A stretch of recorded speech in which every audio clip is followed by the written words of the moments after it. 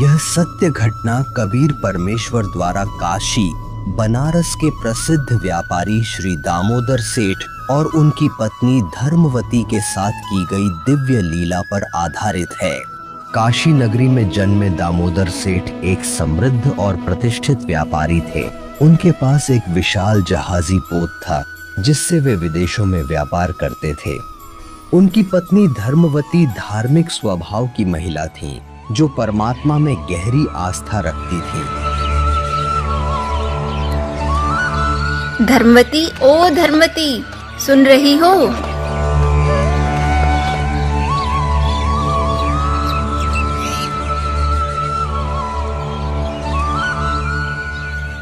आओ बहन, कैसे याद किया? बहन, हमारे घर पर गुरुजी सत्संग करने आए हैं। तुम भी चलो, सत्संग सुनकर अपना कल्याण करा लो। सत्संग? सत्संग तो मुझे भी सुनना चाहिए। ठीक है बहन, चलो।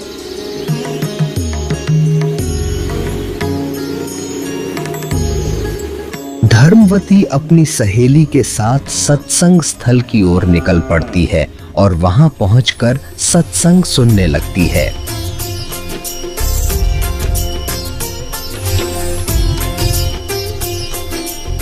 सत्संग में कबीर परमात्मा बताते हैं कि माया आदि निरंजन भाई, अपने जाए अप खाई। ब्रह्मा विष्णु महेश्वर चेला, ओम सोहम का है खेला। सोन शिखर में धर्म अन्यायी, जिन शक्ति दायन में लपटाई।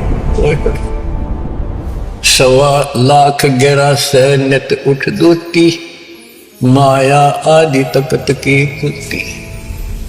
1.25 लाख घड़िए नत भंडे, अंसा उत्पत्ति परले डंडे। ये तीनों चेला पटपारी, सर्जे पुरुषा सर्जी नारी। खोखापुर में जीव बुलाए, 100 नरक वैकुंठ बनाए। यो अरहट का कुआ लोई, या गणबंध्या है सब कोई। कीड़े कुंजर और अवतारा, हर हट डोरी बंध कोई और। अरब अनिल इंद्र हुए भाई, हर हट डोरी बंधे सब आही। शेष महेश और गणेश ताही, हर हट डोर बंधे सब आही। शुक्रादिक ब्रह्मादिक देवा, हर हट डोर बंधे सब खेवा। ये कोटिक करता फिरता देखा, हर हट डोरी कहो सुन लेखा। ये चतुर्भुजी भगवान कहावे, हर हट डोरी बंधे सब आवे। यो है खोखापुर का कुआ, याम पड़ा सो निश्चय मुआ। सुनियो सुरत सुहंगम डोरी, चलिए हंसा पुरुष किशोरी। सोहम पर अदली का डेरा, सत कबीर है साहिब मेरा। ज्ञान का राछ ध्यान की तुरिया, ऐसे सोहम भागा जुरिया। पंड ब्रह्मंड अदली का ताना, जाका नाम कबीर दीवाना। धर्मराय मारत है बाटी, कोई हंसा पहुंचे ओगट घाटी। धर्मराय मारत है बाटी, कोई एक हंसा उतरे घाटी। इस बद्रपुर का खोलो ताला, चल देखो हंसा दीप हमारा। जहाँ ओंकार निरंजन नाही, ब्रह्मा विष्णु शिव नहीं जाही। जहाँ करता नहीं जान आन भगवाना, काया माया पिंड पर। ऐसा अदली दीप हमारा, कोटि बैकुंठ रूम की लारा। शंख पदम एक पुन पर साजे, जा अदली सत कबीर विराजे हैं। जहाँ कोटिक विष्णु खड़े कर जोड़े हैं, कोटिक शंभु माथा मोड़े। जहाँ शंखों ब्रह्मा वेद उचारी, कोटिक नैया रास विचारी। अजब अदर मधुर धुनि बाजे, जा अवगत अदली कबीर तख्त विराजे।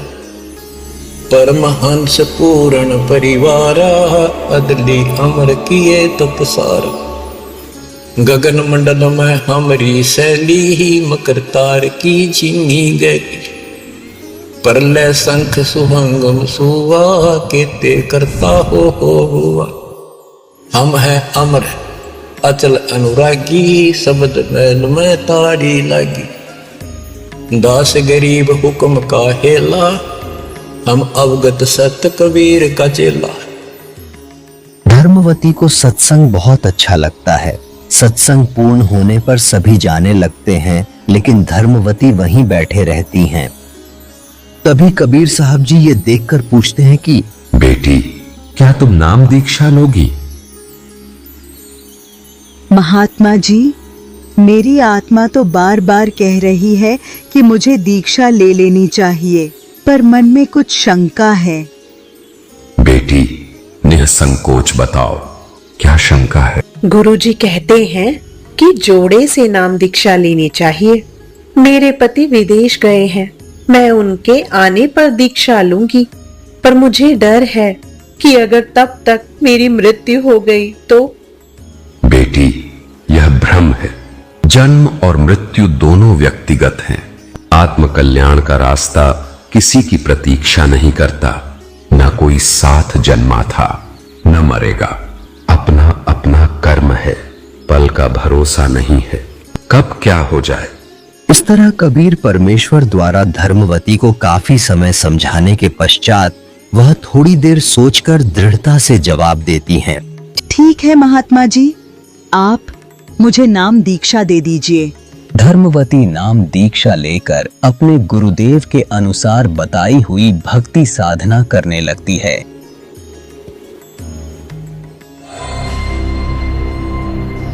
धीरे धीरे समय गुजरता है और दामोदर सेठ विदेशों से व्यापार कर अपने घर लौट आते हैं। रास्ते की थकावट के कारण वे कुछ देर आराम करने लगते हैं। तभी धर्मवती आती है।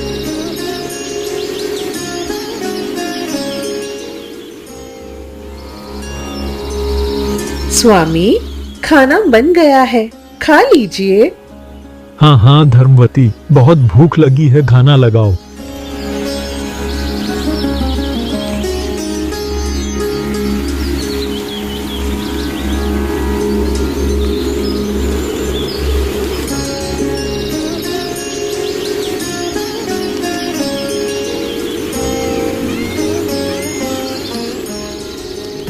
मुझे इन्हें सत्संग और दीक्षा के बारे में बता देना चाहिए। अगर किसी और ने बताया तो यह बहुत बुरा मान सकते हैं। स्वामी, मुझसे एक गलती हो गई है, मुझे क्षमा कर दीजिए। धर्मवती, मुझे तुम पर पूरा विश्वास है, तुम कोई ऐसा काम नहीं कर सकती जो क्षमा के योग्य न हो। हमारे पड़ोस में एक बहन ने गुरुजी से नाम दीक्षा ली है। मैं भी सत्संग में गई और मुझे गुरुजी का ज्ञान बहुत अच्छा लगा। मैंने उनसे नाम दीक्षा ले ली, बिना आपसे पूछे।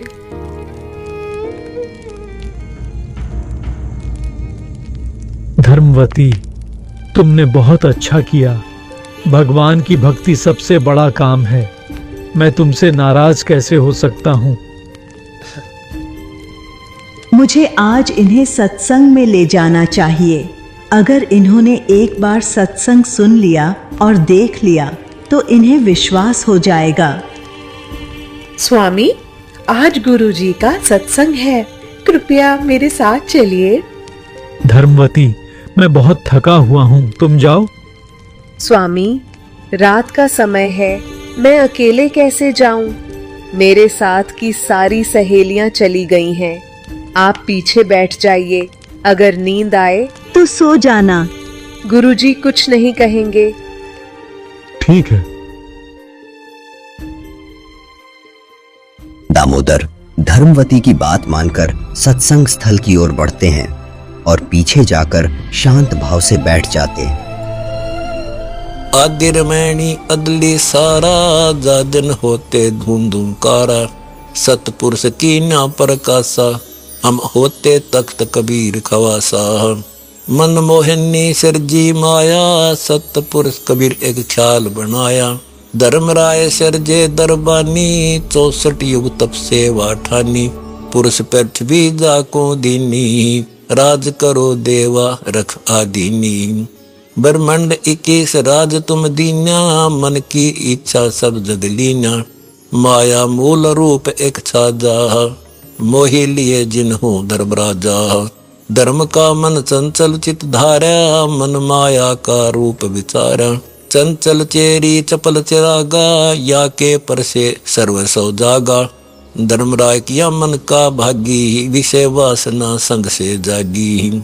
आदि पुरुष अदली अनुरागी, धर्मराय दिया दिल से त्यागी। पुरुष लोक से दिया ढहाई, सहज दास के दीप चल आए भाई। सहज दास जिस द्वीपर हंता, कारण कौन कौन कुल पंथा। धर्मराय बोले दरबानी, सुनो सहज दास ब्रह्म ज्ञानी। 64 युग हम सेवा कीनी, पुरुष पृथ्वी हमको दीनी। चंचल रूप बया मन मोरा, मन मोहिनी ठगिया बोरा।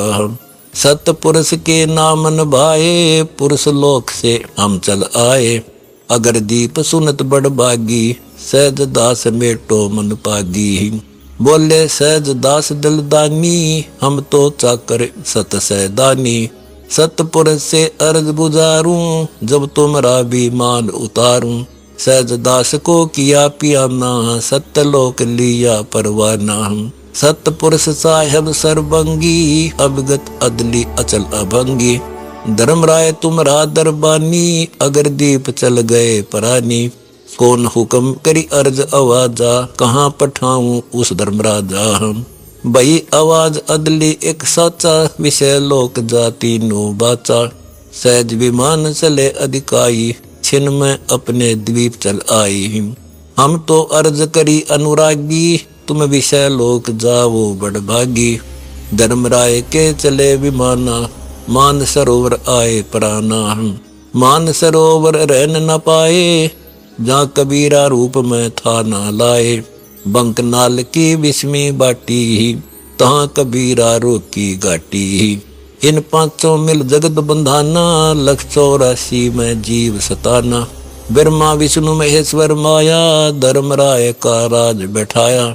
यो खोखापुर झूठी बाजी, बिष्ट बैकुंठ दगासी साजी। कृत्रिम जीव बुलाने भाई, निजगर की तो खबर न पाई। 1.25 लाख उपजय नित हंसा, 1 लाख विनस नित अंसा। उत्पत्ति कपति या प्रलय फेरी, हर्ष शोक जो राजम जेरी। 5 तत्व हैं प्रलय माही, सतगुण रजगुण तम गुण जाई। 8 अंग मिली है माया, पिंड ब्रह्मंड सकल बरमाया। या मैं सुरति शब्द की डोरी, पिंड ब्रह्मंड लगी है खोरी। श्वासा पारस मन गए राखो, खोल कपाट अमीर सचाखो। सुनाऊं हंस शब्द सुन दासा, अगम द्वीप है अग है बासा। बहु सागर यम दंड जमाना, धर्मराय का है तलबाना। 5 ऊपर पद की नगरी, बाट विहंगम बंकी डगरी। हमरा धर्मराय सो दावा, बहु सागर में जीव भरमाया। हम तो कहें अगम की बाणी, जहाँ अभिगत अदली आप कबीर बिनानी। बंदी छोड़ हमारा नामम, अजर अमर है अस्थिर ठामम। युगन युगन हम कहते आए, जमजोरा से हंस छुटाए। जो कोई माने शब्द हमारा, बहु सागर नहीं भर में धारा। या मैं सुरती शब्द का लेखा, तन अंदर मन को किन देखा। दास गरीब कबीर की बाणी, खोजो हंसा शब्द सैदानी। सत्संग पूरा होता है। धर्मवती दामोदर के पास जाती हैं और पूछती है, स्वामी आपको सत्संग कैसा लगा? नींद तो नहीं आई ना? धर्मवती, नींद कैसी? मुझे तो नाम दीक्षा लेनी है। क्या गुरुजी मुझे दीक्षा देंगे? हाँ स्वामी, गुरुजी सबको नाम दीक्षा देते हैं।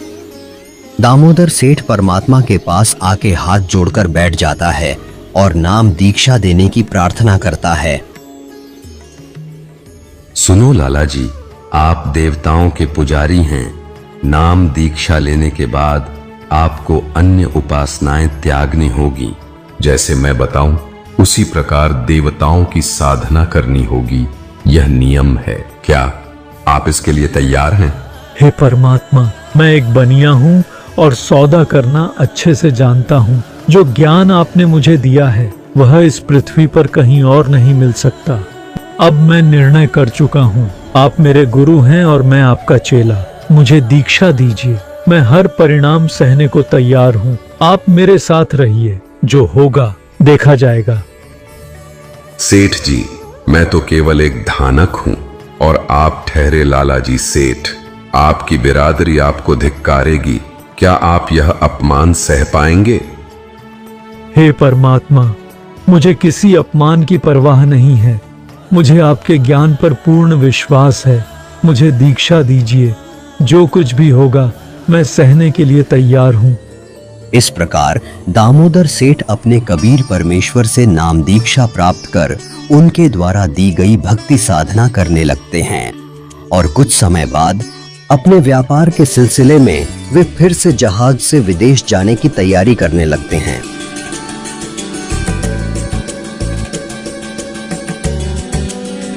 दामोदर सेठ जहाज पर जाने से पहले अपने थैले से देवी देवताओं की पुरानी मूर्तियां और तस्वीरें निकालकर एक एक करके समुद्र में प्रवाहित कर रहे होते हैं। थोड़ी दूरी पर उनके दो साथी व्यापारी यह दृश्य देखकर चौंक जाते हैं। अरे ये देखो, दामोदर सेठ देवी देवताओं की मूर्तियां समुद्र में डाल रहे हैं। चलो बाकी लोगों को बताते हैं।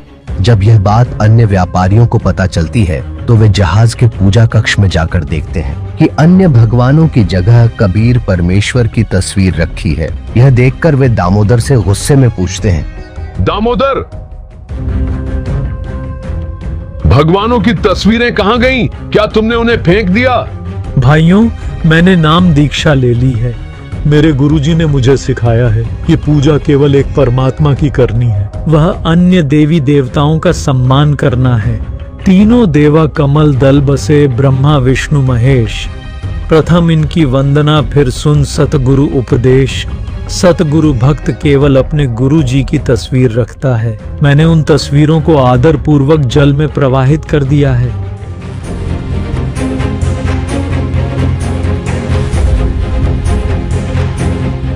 तूने क्या कर दिया? यह तो जुल्म है। तेरे साथ कुछ अनहोनी होगी। तूने देवी देवताओं को छोड़कर अपना नाश कर लिया है। भाइयों, मेरे गुरुजी देवताओं को छुड़वाते नहीं हैं, बल्कि उनकी सत्य साधना बताते हैं। मूर्ति पूजा को मना करते हैं। आप अपनी पूजा करो, मैं अपनी पूजा करूंगा। मुझे मेरे रास्ते पर चलने दो और परेशान मत करो। धीरे धीरे समय बीतता गया और दामोदर सेठ व्यापारियों के साथ अलग अलग देशों में व्यापार करने लगा।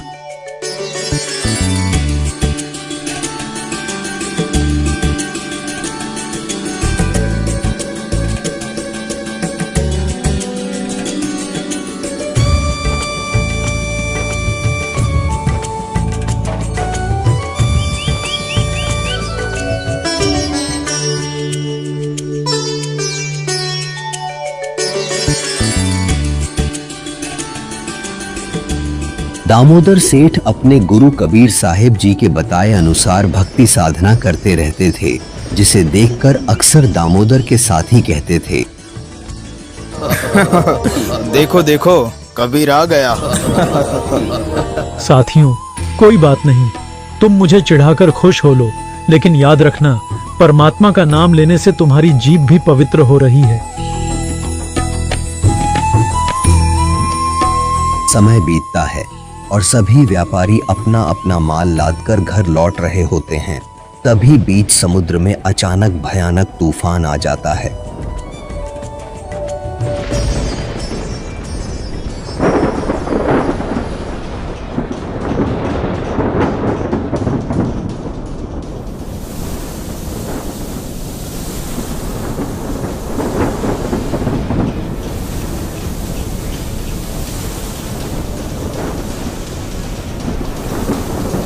तूफान आया है, तूफान! संभालो भाई संभालो, पाल खोल दो, पाल खोल दो।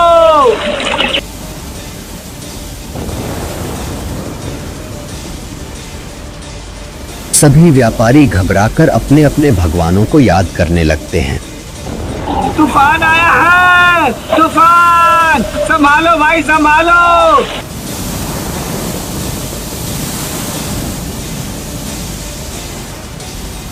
हे भगवान, हमारी रक्षा करो।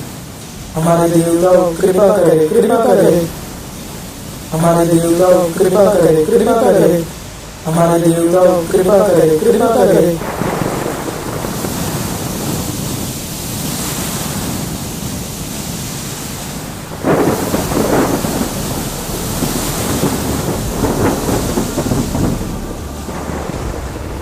धीरे धीरे तूफान और तेज होता जाता है और जहाज डूबने लगता है।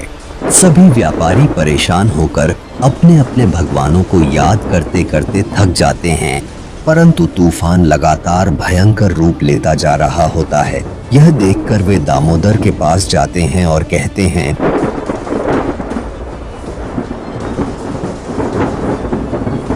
दामोदर भाई, सुना है सतगुरु के भगत की परमात्मा अवश्य सुनता है। क्यों ना आप अपने गुरु जी से प्रार्थना करें। भाइयों, मेरे गुरुजी तो गरीब से है। आप सभी के देवता इतने ताकतवर हैं, जब आप बचोगे तो मैं भी बच जाऊंगा। भाई कहते हैं सदगुरु के भगत की परमात्मा अवश्य सुनता है, आप याद करो। ठीक है भाइयों, पर आप सभी बैठ जाइए, फिर यह मत कहना कि हमारे देवताओं ने बचाया। भाई बैठा नहीं जाता, जान गले में अटकी है तो अर्ज कर ले, हम कुछ नहीं कहेंगे।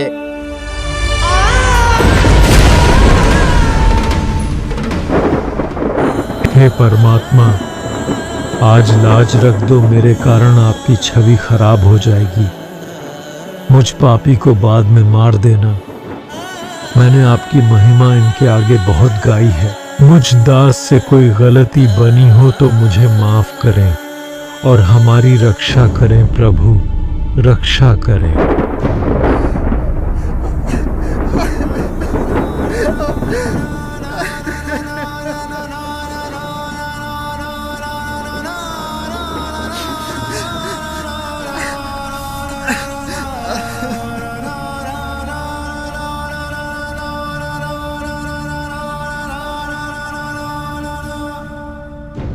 दामोदर सेठ के हुए थे अकाज, अर्ज करी डूबता देख जहाज। दामोदर सेठ के हुए थे अकाज, अर्ज करी डूबता देख जहाज। लाज मेरी रखियो गरीब नवाज, समुद्र से पार लंघाने वाले। लाज मेरी रखियो गरीब नवाज, समुद्र से पार लंघाने वाले। धन धन सतगुरु सत कबीर भक्त की, पीड़ मिटाने वाले।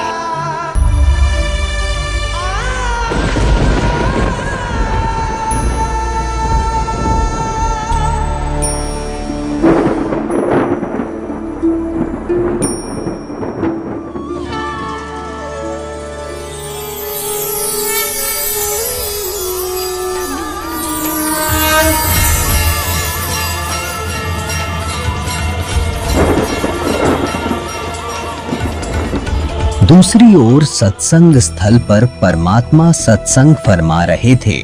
उनके शरीर से शरद ऋतु में भी पसीना छूट रहा था। परमात्मा चेहरे पर हाथ फेरकर पसीने पूछकर झटकते हैं तो जिस श्रद्धालु के छींटे लगते हैं वह पूछता है, हे परमात्मा, इतनी सर्दी में आपको पसीना क्यों आ रहा है? यह पसीना नहीं है, मेरा एक भक्त दामोदर सेठ है। उसका जहाज समुद्र में डूबने जा रहा था। मैं अभी उसका जहाज बचाकर आया हूं। यह कैसे संभव हो सकता है? परमात्मा तो यहाँ पर बैठे हैं। दूसरी ओर समुद्री तूफान शांत हो गया था और दामोदर बेहोश पड़ा था। दामोदर सेठ के साथी उसे इस हालत में देखकर उस पर पानी के छींटे मारने लगे, जिससे दामोदर को होश आ गया।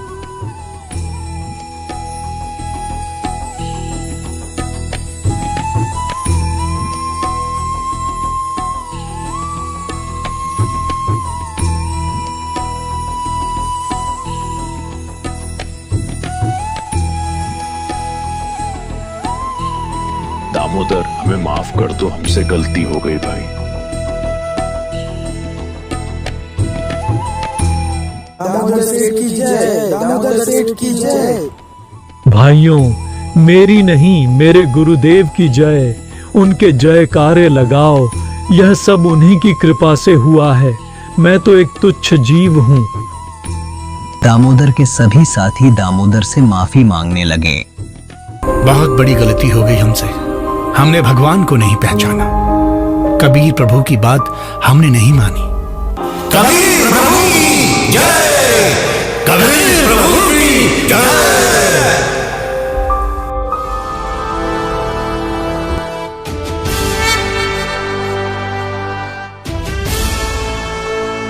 कुछ समय बाद जहाज तट पर पहुंच गया। सभी व्यापारी दामोदर को अपने कंधों पर बिठाकर जयकारे लगाने लगे।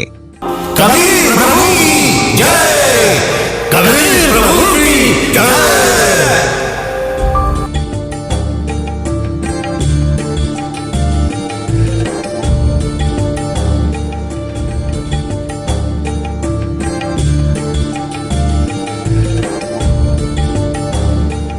शहर में दामोदर के घर पहुंचने पर पता चलता है कि उनकी पत्नी सत्संग में गई हैं।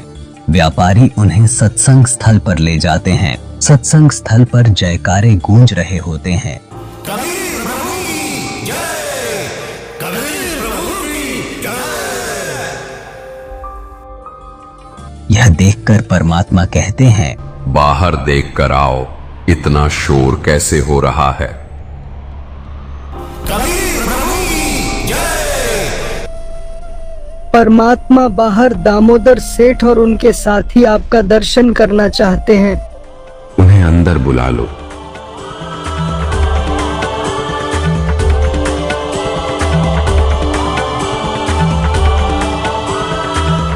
सभी व्यापारी हाथ जोड़कर परमात्मा से क्षमा मांगने लगते हैं।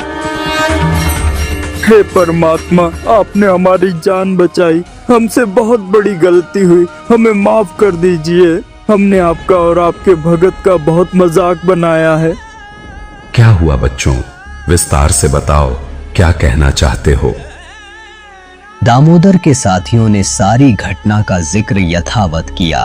दामोदर सेठ के हुए थे अकाज, अर्ज करी डूबता देख जहाज। दामोदर सेठ के हुए थे अकाज, अर्ज करी डूबता देख जहाज। लाज मेरी रखियो गरीब नवाज, समुद्र से पार लंघाने वाले। लाज मेरी रखियो गरीब नवाज, समुद्र से पार लंघाने वाले। धन धन सतगुरु सत कबीर भक्त की पीड़ मिटाने वाले।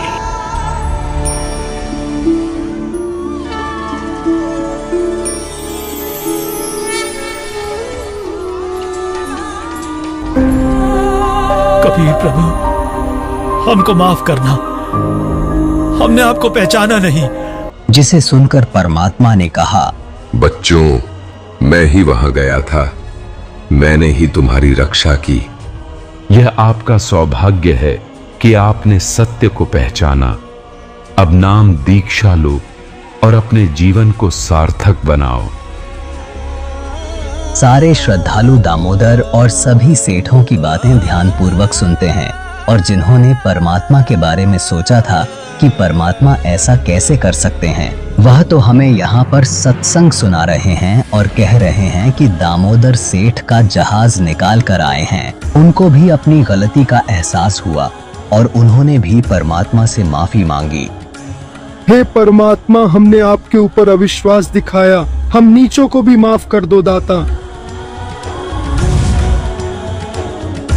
अंत में दामोदर सेठ के सभी साथी परमात्मा से नाम दीक्षा लेते हैं और अपना कल्याण कराते हैं। कबीर प्रभु की जय, कबीर प्रभु की जय। दर्शकों, यह 2D एनिमेशन वीडियो संत रामपाल जी महाराज के सत्संग प्रवचनों का अंश मात्र है। संपूर्ण आध्यात्मिक ज्ञान प्राप्त करने के लिए अवश्य सुनिए संत रामपाल जी महाराज के मंगल प्रवचन। संत रामपाल जी महाराज के मंगल प्रवचन सुनने के लिए आज ही प्ले स्टोर से डाउनलोड करें संत रामपाल जी महाराज ऐप और सब्सक्राइब करें हमारा YouTube चैनल संत रामपाल जी महाराज।